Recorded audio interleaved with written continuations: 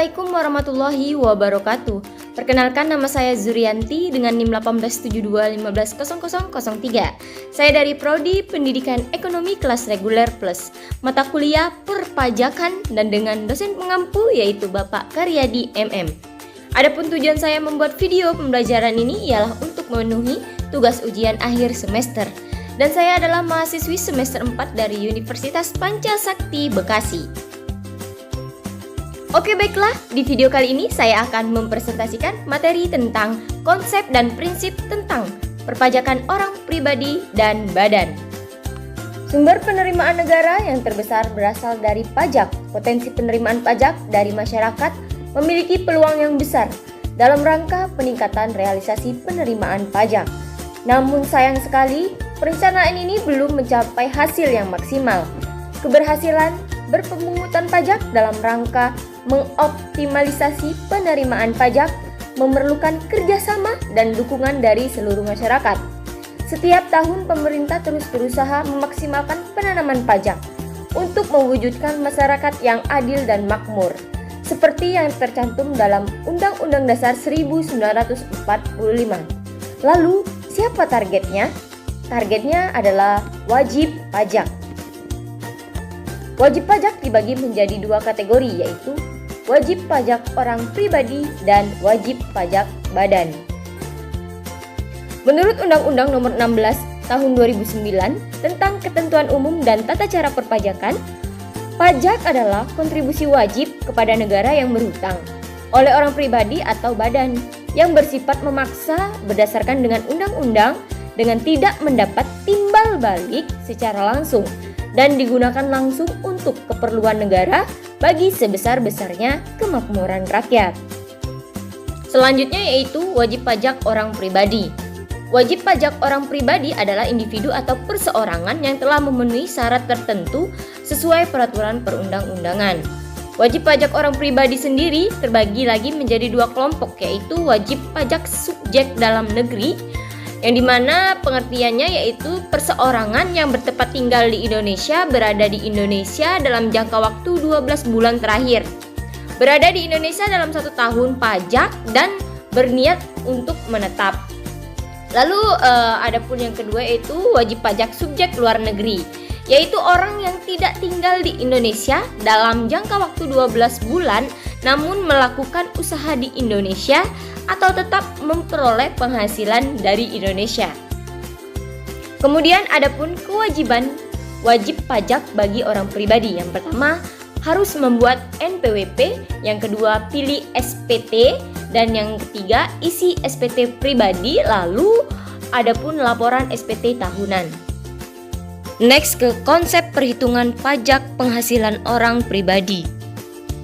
Jika Anda adalah seorang pengusaha memiliki omset kurang dari 4,8 miliar dalam 1 tahun, maka sesuai dengan peraturan pemerintah dengan nomor 23 tahun 2018, pajak penghasilan yang harus Anda bayarkan adalah sebesar 0,5% dari peredaran usaha setiap bulan.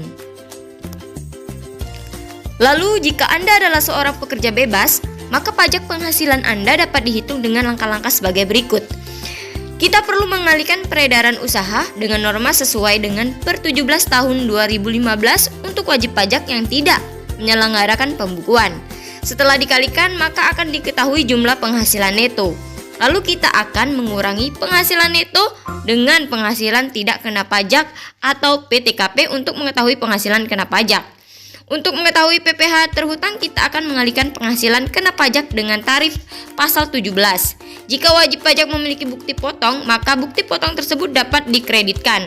Setelah dikurangi dengan kredit pajak, maka kita mendapatkan nilai pajak yang masih harus dibayar. Selanjutnya yaitu pajak penghasilan atau PPh badan. Pengertian pajak penghasilan badan adalah pajak penghasilan yang dikenakan terhadap penghasilan yang diterima atau diperoleh wajib pajak badan. Sementara itu, PPh badan ini terbagi menjadi dua berdasarkan sifatnya, yakni yang pertama PPh badan final, yang kedua PPh badan tidak final. Adapun jenis-jenis pajak penghasilan badan, Yang pertama yaitu pajak penghasilan pasal 21, yang kedua pajak penghasilan pasal 22, yang ketiga pajak penghasilan pasal 23, yang keempat yaitu pajak penghasilan pasal 25, lalu ada pajak penghasilan pasal 26 dan pajak penghasilan pasal 29, lalu ada pajak penghasilan pasal 15, lalu ada pajak penghasilan pasal 4 ayat 2, kemudian ada pajak pertambahan nilai, dan ada pajak penjualan barang mewah atau PPNBM. Dan kemudian ada tahapan atau langkah-langkah menghitung pajak penghasilan badan, yaitu menghitung penghasilan, mengurangi penghasilan dengan biaya, mengurangi dengan penyusutan dan amortisasi fiskal, dan melakukan koreksi atau rekonsiliasi fiskal. Pajak badan dibagi menjadi 5. Yang pertama, badan adalah sekumpulan orang dan atau modal dalam bentuk kesatuan baik yang melakukan usaha maupun yang tidak melakukan usaha. Contohnya perseroan terbatas, PT, CV, dan ada pun yang lainnya. Lalu yang kedua, joint operation merupakan perkumpulan dua badan atau lebih dengan tujuan menyelesaikan proyek. Sifat perkumpulan ini adalah sementara sampai dengan proyek selesai. Lalu yang ketiga, kantor perwakilan perusahaan asing. Biasanya disebut dengan istilah wajib pajak perwakilan dagang asing yang bukan merupakan bentuk usaha tetap. Lalu selanjutnya yang keempat, bendahara.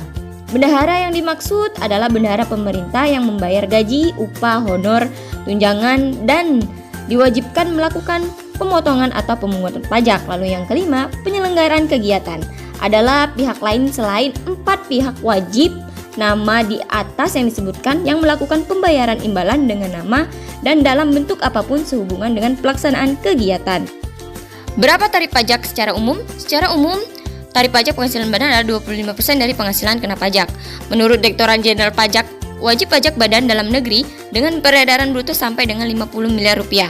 Mendapatkan fasilitas berupa pengurangan tarif sebesar 50% dari tarif sebagaimana dimaksud dengan pasal 17 ayat 1B dan ayat 2A yang dikenakan atas penghasilan kena pajak dari bagian peredaran bruto sampai dengan 4 miliar 800 juta rupiah. Sekian penjelasan singkat seputar konsep dan prinsip perpajakan orang pribadi dan badan. Oke, itulah tadi pemaparan materi dari saya. Sekian, dan apabila ada kata yang salah saya mohon maaf. Pada Allah saya mohon ampun. Saya akhiri. Wassalamualaikum warahmatullahi wabarakatuh.